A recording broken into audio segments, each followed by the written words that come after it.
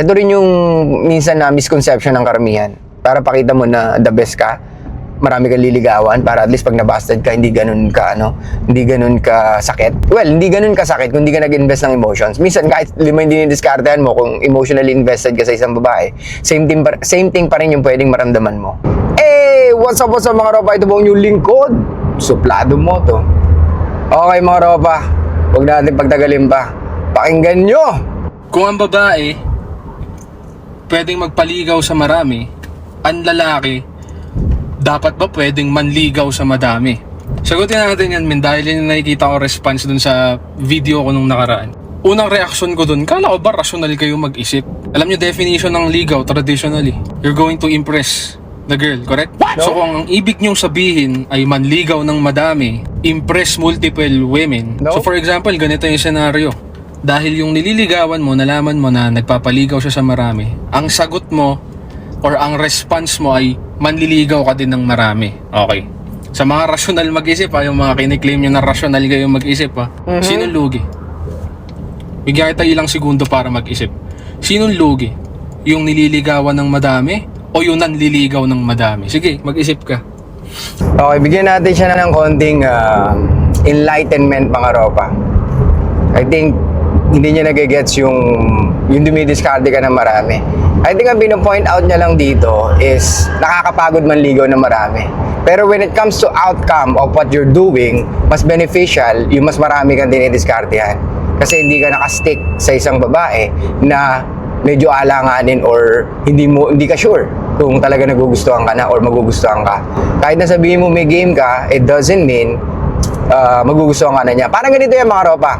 Nag-apply ako ng trabaho sa isang kumpanya. Mataas ba yung chance ako na matanggap? Or sino mas mataas ang chance na matanggap? Yung lalaki na nag-apply sa isang kumpanya o yung lalaki na nag-apply sa 10 kumpanya? Of course, may exert ng effort dun sa 10 kumpanya. However, yung learning, di ba? Yung process, yun ang importante dun. Kasi matututo ka talaga. Di ba? Biruin mo, makakuha ka sa 10 na yun, makakuha ka ng 6 na interview. Hindi ka ba gagaling sa pakikipag-usap?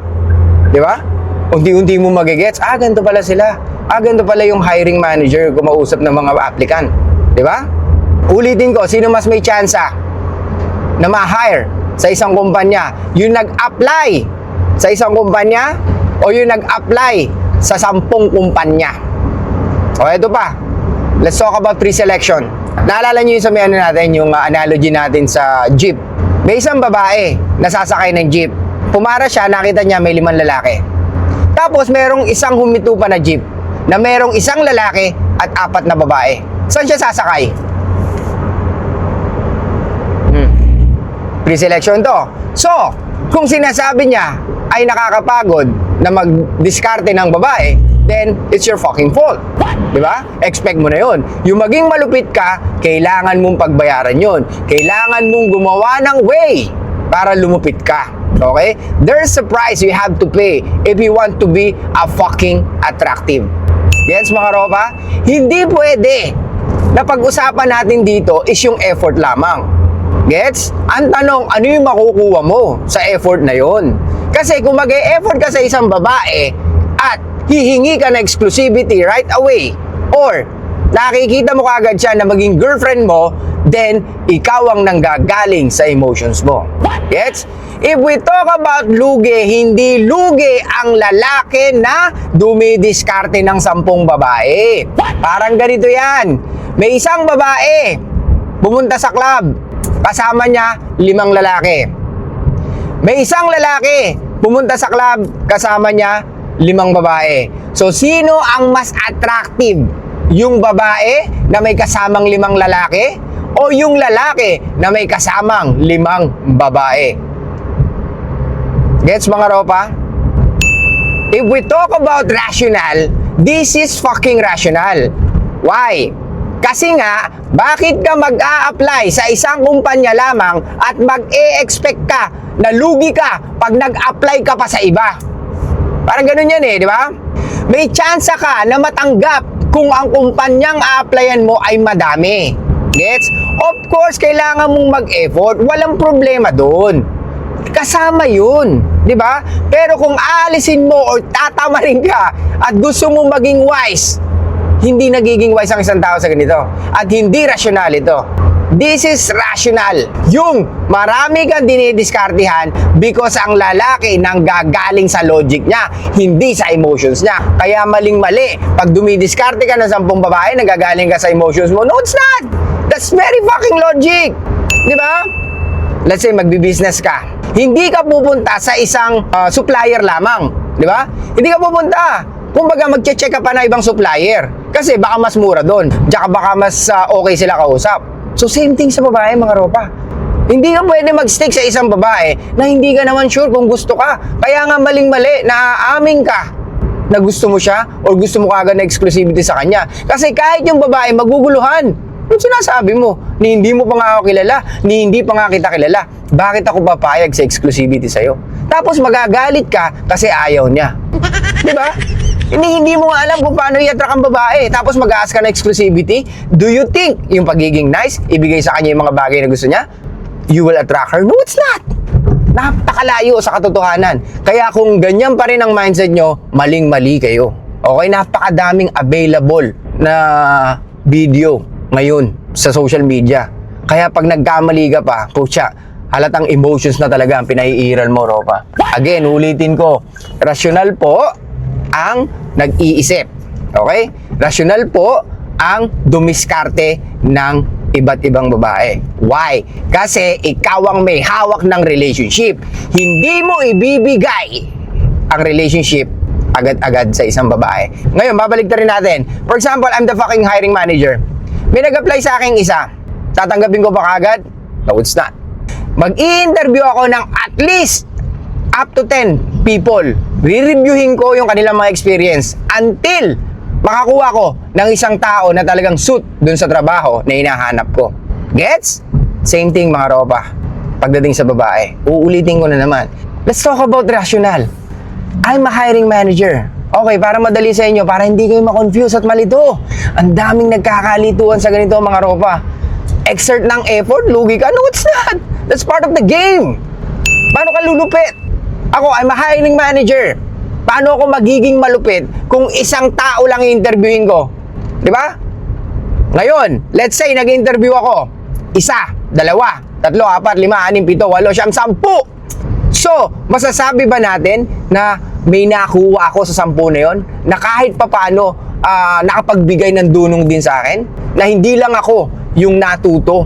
Na hindi lang ako yung nakapagbigay ng idea sa kanila, kundi pati sila nakapagbigay ng idea sa akin through my interview sa kanila?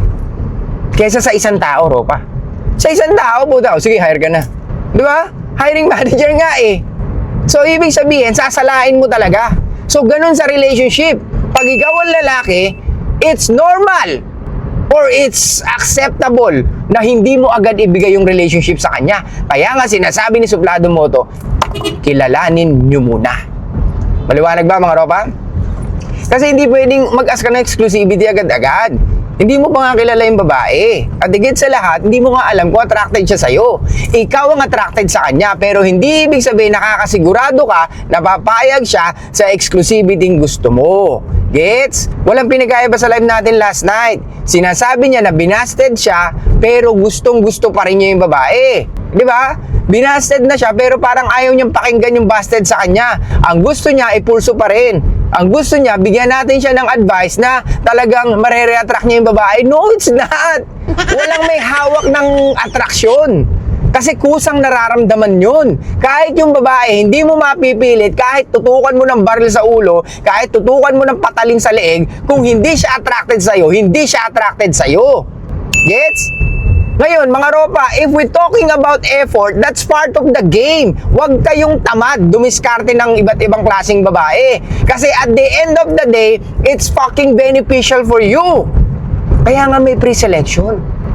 Gets? Kahit wala kang ganitong pera o gaano kalaking pera, it's totally fine. As long as meron kang game, you know how to talk to women. Anyway, tuloy natin konti. Sige, mag-isip ka.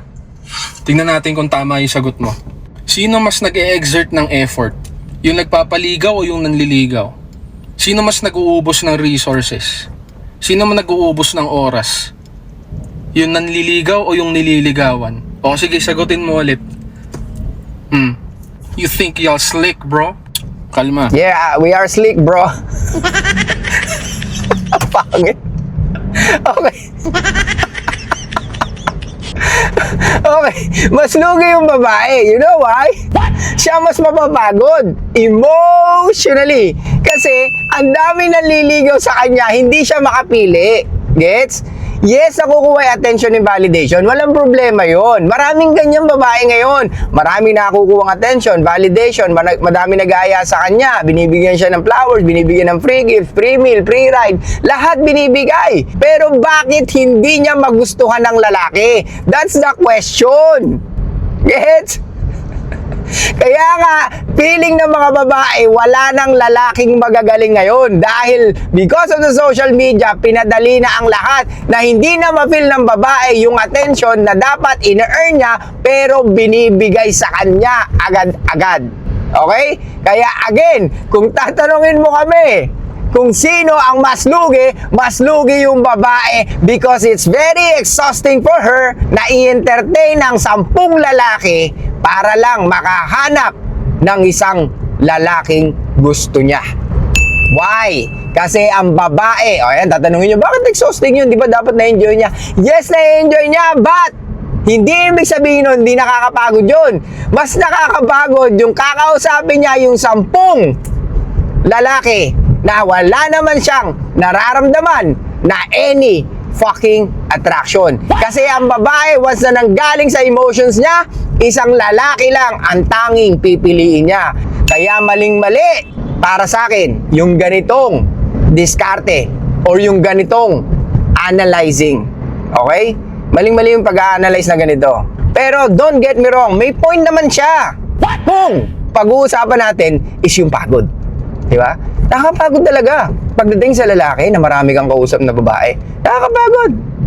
Pero, paano lulupit ang game mo kung isa lang ang kakausapin mo? At paano mahanap yung babae na gusto mo na bibigyan mo ng relationship kung hindi mo tsatsagain kumausap ng iba't ibang klaseng babae? Sa babae naman, mas nakakapagod para sa kanila emotionally. Kasi sa dami ng may gusto sa kanila, bakit hindi sila makapili ng lalaking gusto nila? Sige nga, walang lugi rito kundi yung babae. Gets? Lalo na pag nagbigay siya or binigay niya ang kanyang sarili sa iba't ibang klaseng lalaki. Gets? Pag nalaman ng lalaki, dami pala kami. Okay, never mind. Next. Kung yung lalaki may game, pero karamihan sa lalaki walang game. Karamihan sa lalaki tsatsagain o naniniwala sa may the best man win. Diba? Ganyan kayo mga ropa. Kaya nandito kayo sa channel ko because alam nyo na may mali sa ginagawa nyo. Gets? Tuloy pa ba natin? Sige, tuloy natin. You think y'all slick, bro? Yeah, we're slick, bro. Ang gumagana is yung immaturity nyo. Manliligaw ka ng madami. Ibig sabihin, you're going to exhaust everything for different women. Multiple women. Just to, what? Gagawin mo yun just to prove a point. So again, sino ang lugi?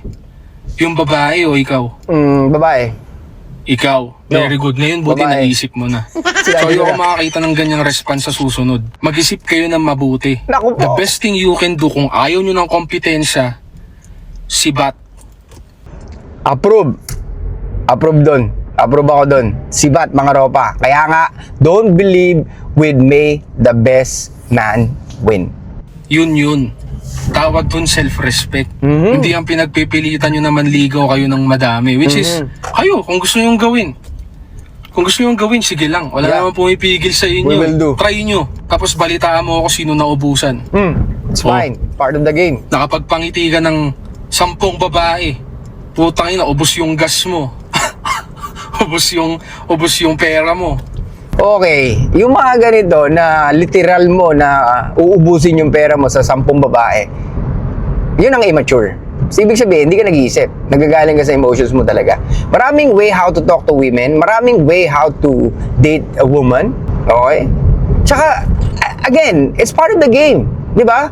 Come on, man. You need to invest sa game mo. Hindi dun sa babae. Ulitin ko, Kailangan mo mag-invest sa game mo, hindi dun sa babae. Yung iba sa inyo nagbabayad sa ibang content creator para lumupit. Well, para sa akin okay lang yun. But make sure na talagang lulupit ka. Gets? Kasi may iba sa inyo na nagbayad na pero wala naman nangyari. What? Di ba? Kaya it's totally fine na mag-spend ka ng money sa babae. Kasi part of the game yun eh. Hindi ka pwedeng, mag-spend ka ng pera sa isang babae lamang. Tapos hindi mo alam kung gusto ka talaga. Yun ang mas lugi ka. Yung mag-spend ka ng pera or mag-spend ka ng time sa isang babae, tapos in the end, talo ka. Or tapos in the end, di ka pala gusto. Or tapos in the end, may boyfriend pala. Tapos in the end, tropa lang pala sa'yo, ang habol sa'yo. Di ba? Eh kung may options ka, maiisip mo ba? Nalugi ka? Hindi. Isipin mo lang doon, okay, never mind. Part of the game, sabi nga ni Suplado mo to. Talo eh. Kailangan tumaya eh. Hindi mananalo kung di tataya. Gets mga ropa? It's very rare na tumaya ka ng ending tapos isang number lang tinayaan mo tapos nanalo ka. Some other people na alam yung game, they will at least spend money para manalo. Gets niya mga ropa? Ubus yung pera mo. Oh, ubus yung energy mo. 10 babae ba naman? You did all that just to prove a point. Damn! Kung di ka pa simp niyan. Oh, kala ko ba kasi rational? Yes, rational Eh, kami. ginagamit nyo yung emotions nyo, makabawi lang eh. No. Kasi ganito mga ropa, yung pag-discarte ng 10 babae, huwag nyo siyang gagamitin na as pang revenge. Kasi kung gagamitin mo yung pang revenge, talo ka talaga doon. Why? Kasi nanggagaling ka talaga sa feelings mo doon. Gets? Ibig ko sabihin dito na dumidiskarte ka ng 10 babae or more than 5 women is because you want to find the right woman for you or the right woman for the relationship na gusto mong ibigay. Gets? Hindi yung dahil pag binasted ako, at least makikita niya na marami pa akong options. No, it's not. Alright? Ito rin yung minsan na misconception ng karamihan. Para pakita mo na the best ka, marami kang liligawan para at least pag nabasted ka, hindi ganun ka sakit. Well, hindi ganun ka sakit kung hindi ka nag-invest ng emotions. Minsan kahit 5 yung dinidiskartehan mo, kung emotionally invested ka sa isang babae, same thing pa rin yung pwedeng maramdaman mo. Nag-gets yung mga ropa. Kaya again, okay? Wala kang dapat patunayan. Ang kailangan mo maghanap ng babae na talagang nararapat sa relationship na ibibigay mo. Dahil at the end of the day, ikaw yung lalaki na magbibigay at magpaprotekta sa kanya, especially sa relationship niyong dalawa. Gets mga ropa? Anyway, tuloy na lang natin to ha. Marami pa akong gustong sabihin, tuloy natin sa live. Alright? Show love, peace out, and be fucking mysterious mga ropa.